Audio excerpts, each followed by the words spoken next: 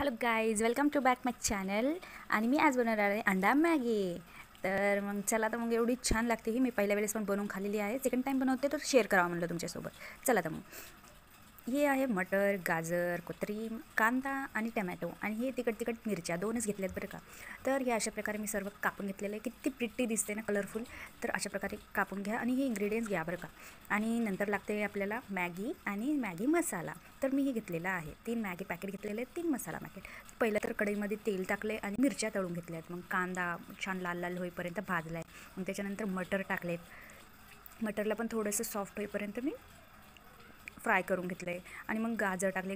गाजरला थोडंसंच मी salt केलं आहे, जास्त नाही. आणि मग टमॅटो टाकलेत. टमॅटो नंतर मग छान असे कलरफुल दिसतं आहे तेलामध्ये. आणि मग मी चॉप लसूण टाकला याच्यामध्ये. तुम्हाला याने एवढा टेस्ट येईल ना, तो बायगट तुम्ही करूनच पहा. खूपच टेस्टी बनली आहे मॅगी. आणि याच्यामध्ये थोडे मसाले, मीठ, हळद, मिरची आणि थोडासा मसाला, आणि हे थोडंसं गरम मसाला म्हणजे आपलं एव्हरेस्ट मसाला आहे, आणि थोडं धनिया पावडर. अशा प्रकारे मी मसाले टाकलेत. आणि हे मस्तपैकी असं तेल वरी येईपर्यंत असं परतू द्या. आणि त्याच्यानंतर त्याच्यामध्ये मिनिमम जेवढं तुम्हाला मॅगीला पाणी लागतं तेवढं टाकून घ्या, जेवढी मॅगी बनवताल तेवढी. या अशा प्रकारे सर्व भाज्या याच्यामध्ये झालेले आहेत. हे मॅगी मसाला आणि मॅगी.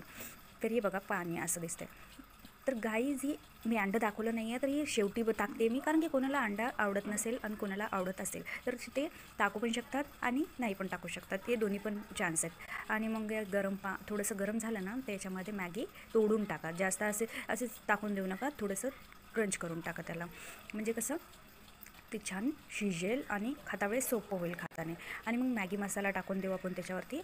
आणि हे अशा प्रकारे गरम झाल्यावर थोडं शिजलं अर्ध्याच्या वर, थोडंसं पाणी राहिलं तर मग त्याच्यात एक खड्डे करायचे आणि हे अंडे एक जे फोडून त्याच्यामध्ये टाकून झाकून ठेवायचे.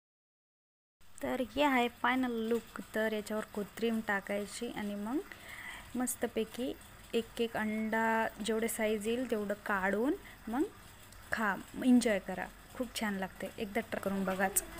बाय.